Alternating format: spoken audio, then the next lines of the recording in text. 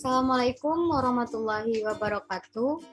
Baiklah, kami dari kelompok 1 akan mempresentasikan hasil diskusi kelompok kami tentang pentingnya mempelajari administrasi dan supervisi pendidikan, serta konsep profesi pendidikan dan tenaga kependidikan, dengan dosen pengampu Ibu Nelitawati SPD PhD. Baiklah, kami dari kelompok 1 yang beranggotakan Villa Dwi Anggraini dengan NIM 2003-1008, Mutiara Salsabila dengan NIM 2003-1084, dan Nela Dwi Apriani dengan NIM 2003-1088. Baiklah, untuk materi pertama tentang pentingnya mempelajari administrasi dan supervisi pendidikan akan dibacakan oleh Villa Dwi Anggraini. Kepada Villa, waktu dan tempat dipersilakan. Baiklah, terima kasih kepada moderator. Untuk materi pertama, yaitu pentingnya mempelajari administrasi dan supervisi pendidikan. Administrasi pendidikan ialah keseluruhan proses kerjasama baik dua orang atau lebih dengan memanfaatkan semua sumber personil dan material yang tersedia dan sesuai untuk mencapai tujuan pendidikan yang telah ditetapkan secara efektif dan efisien. Dengan demikian, diharapkan kita dapat termotivasi untuk memberi sesuatu yang berbeda yang mengarah pada proses perbaikan dalam dunia pendidikan setelah kita mempelajari administrasi pendidikan. Karena seorang guru selain menjadi pelaksana administrasi pendidikan, juga bertanggung jawab agar pendidikan dapat berlangsung dengan baik.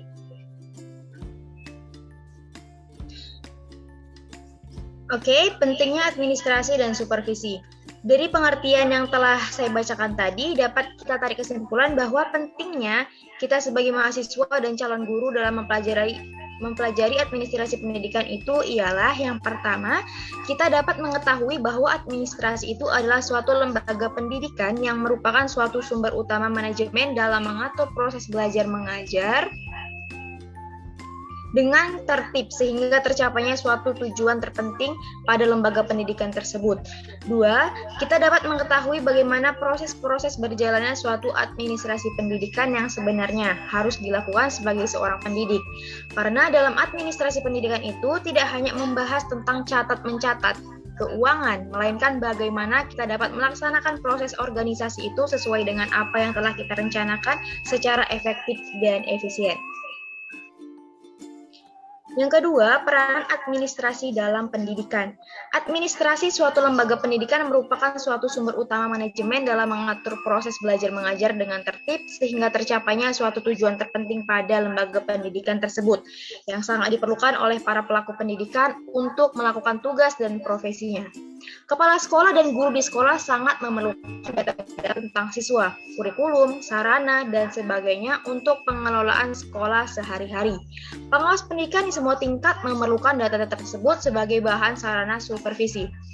Untuk tingkat yang lebih tinggi, misalnya dinas pendidikan, mulai tingkat kecamatan sampai provinsi memerlukan data untuk pelaporan yang lebih tinggi, untuk melakukan pembinaan, serta untuk menyusun rencana atau program pendidikan pada masa mendatang. Lalu yang ketiga, tujuan administrasi pendidikan. Menurut Sergio Vanni dan Carver 1975, ada 4 tujuan dari administrasi. Yang pertama, efektivitas produksi, yaitu mencapai efektivitas produksi berarti membantu organisasi untuk menghasilkan produk sesuai dengan kebutuhan. Yang kedua, efisiensi. Dalam pencapaian tujuan organisasi yang dilayani diupayakan dengan daya, dana, dan tenaga yang sekecil mungkin tetapi mendapatkan hasil yang maksimal. Yang ketiga, kemampuan menyesuaikan diri atau adaptiveness. Dalam membantu melayani organisasi mencapainya tujuan, administrasi akan menyelaraskan seluruh proses kegiatan dalam rangka pencapaian tujuan. Lalu yang keempat adalah kepuasan kerja.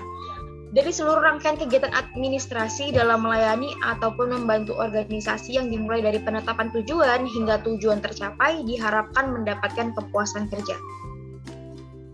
Baiklah, materi selanjutnya akan dilanjutkan oleh teman saya yaitu Nela Dwi Apriani. Kepada Nela dipersilakan. Baiklah, saya akan melanjutkan materi yaitu mengenai fungsi administrasi pendidikan. 1. Fungsi perencanaan. Perencanaan dapat diartikan sebagai proses penyusun berbagai keputusan yang akan dilaksanakan pada masa yang akan datang untuk mencapai tujuan yang ditentukan. Yang kedua, fungsi pengorganisasian.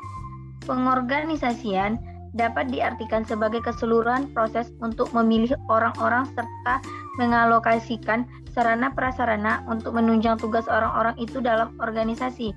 Yang ketiga, fungsi penggerakan. Penggerakan menurut Terry 1977 berarti merangsang anggota-anggota kelompok melaksanakan tugas-tugas dengan antusiasi dan kemampuan yang baik. Tugas menggerakkan dilakukan oleh pemimpin. Yang keempat, fungsi pengkoordinasian. Pengkoordinasian mengandung makna menjaga agar tugas-tugas yang telah dibagi itu tidak dikerjakan menurut kehendak yang dikerjakan, tetapi menurut aturan sehingga menyumbang terhadap pencapaian tujuan. Yang kelima, fungsi pengarahan. Nawawi 1989-36 mengemukakan bahwa pengarahan adalah memelihara, menjaga, dan menunjukkan organisasi melalui setiap personal, baik secara struktural maupun fungsional, agar setiap kegiatannya tidak terlepas dari usaha mencapai tujuan. Yang keenam, fungsi pengawasan. Pengawasan dapat diartikan sebagai salah satu kegiatan mengetahui realisasi perilaku personal dalam organisasi pendidikan dan apakah tingkat pencapaian tujuan pendidikan sesuai dengan yang dikehendaki. Yang kedua, mengenai konsep profesi pendidikan dan ketenaga pendidikan.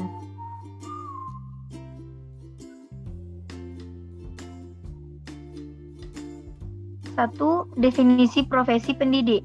Profesi berasal dari bahasa Latin profesio yang mempunyai dua pengertian, yaitu janji atau ikrar dan pekerjaan. Bila artinya dibuat dalam pengertian yang lebih luas, menjadi kegiatan apa saja dan siapa saja untuk memperoleh nafkah yang dilakukan dengan suatu keahlian tertentu. Sedangkan dalam arti sempit, profesi berarti kegiatan yang dijalankan berdasarkan keahlian tertentu dan sekaligus dituntut daripadanya pelaksanaan norma-norma sosial dengan baik. Jadi, profesi pendidik adalah jabatan tenaga profesional yang bertugas merencanakan dan melaksanakan proses pembelajaran, menilai hasil pembelajaran, melakukan pembimbingan dan pelatihan, serta melakukan penelitian dan pengabdian kepada masyarakat, terutama bagi pendidik pada perguruan tinggi yang menuntut keterampilan dan membutuhkan pelatihan serta penguasaan terhadap suatu pengetahuan khusus sendiri.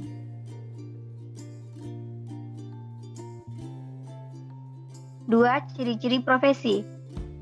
National Education Association Sucipto, Kosasi, dan Abimanyu 1994 telah sejumlah syarat atau kriteria yang mesti ada dalam jabatan guru, yaitu jabatan yang melibatkan kegiatan intelektual, jabatan yang menggeluti batang tubuh ilmu yang khusus, jabatan yang memerlukan persiapan profesional yang lama, jabatan yang memerlukan latihan dalam jabatan yang berkesinambungan, jabatan yang menjanjikan karir hidup dalam keanggotaan yang permanen, jabatan yang membutuhkan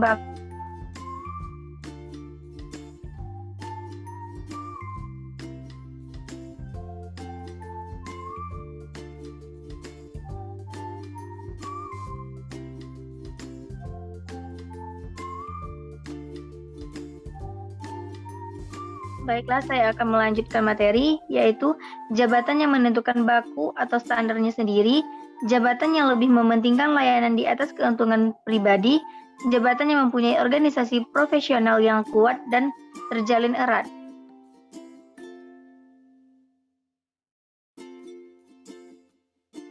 Selanjutnya.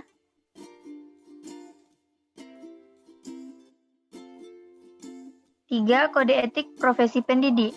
Kode etik suatu profesi adalah norma-norma yang dijadikan pedoman oleh setiap anggota profesi di dalam melaksanakan tugas profesinya dan dalam hidupnya di masyarakat. Norma-norma tersebut berisi petunjuk-petunjuk bagi para anggota profesi tentang bagaimana mereka melaksanakan profesinya dan larangan-larangan, yaitu ketentuan-ketentuan tentang apa yang tidak boleh diperbuat atau dilaksanakan oleh mereka, bukan hanya dalam menjalankan tugas profesi mereka, melainkan juga mengangkut tingkah laku anggota profesi dalam pergaulan sehari-hari di masyarakat. Baiklah, pembacaan berikutnya akan dilanjutkan oleh teman saya Mutiara. Kepada Mutiara dipersilahkan.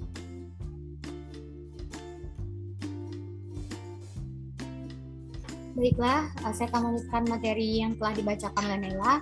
Kode Etik Guru Indonesia telah disempurnakan dalam Kongres PGRI nomor 16 tahun 1989 di Jakarta, di mana guru berbakti membimbing peserta didik untuk membentuk manusia Indonesia seutuhnya yang berjiwa Pancasila.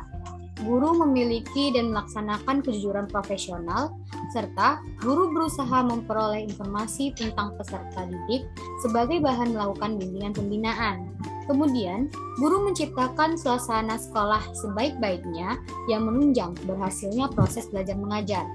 Guru sendiri memelihara hubungan baik dengan orang tua murid dan masyarakat sekitar untuk membina peran serta rasa tanggung jawab bersama terhadap pendidikan.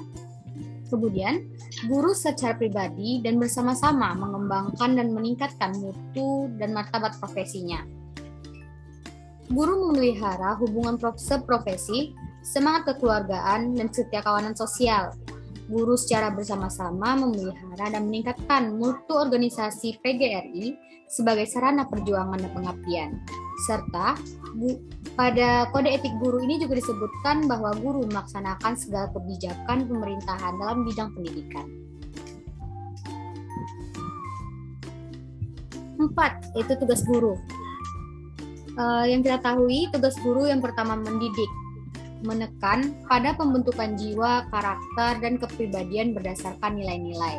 Kemudian mengajar, di mana menekankan pada pengembangan kemampuan penalaran. Kemudian tugas guru yang terakhir yaitu tugas melatih, menekankan pada pengembangan kemampuan penerapan teknologi dengan cara melatih berbagai keterampilan. Yang kelima yaitu kompetensi guru. Kompetensi guru yang telah dibakukan oleh Dirjen Dikdasmen Depdiknas pada tahun 1999 sebagai berikut.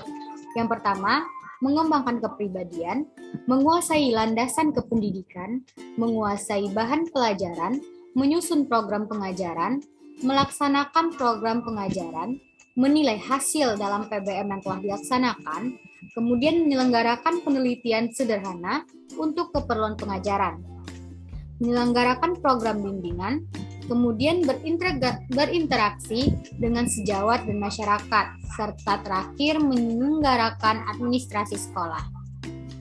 Kemudian, untuk tugas pendidik, pertama, menjadi tenaga profesional, kedua, merencanakan pembelajaran, ketiga, melaksanakan pembelajaran, 4, menilai hasil pembelajaran, yang kelima, membimbing, keenam, melatih, serta meneliti dan mengabdi kepada masyarakat. Baiklah, sekian hasil diskusi kami yang dapat kami presentasikan pada video kali ini. Kami ucapkan terima kasih atas perhatian teman-teman. Kami akhiri. Wassalamualaikum warahmatullahi wabarakatuh.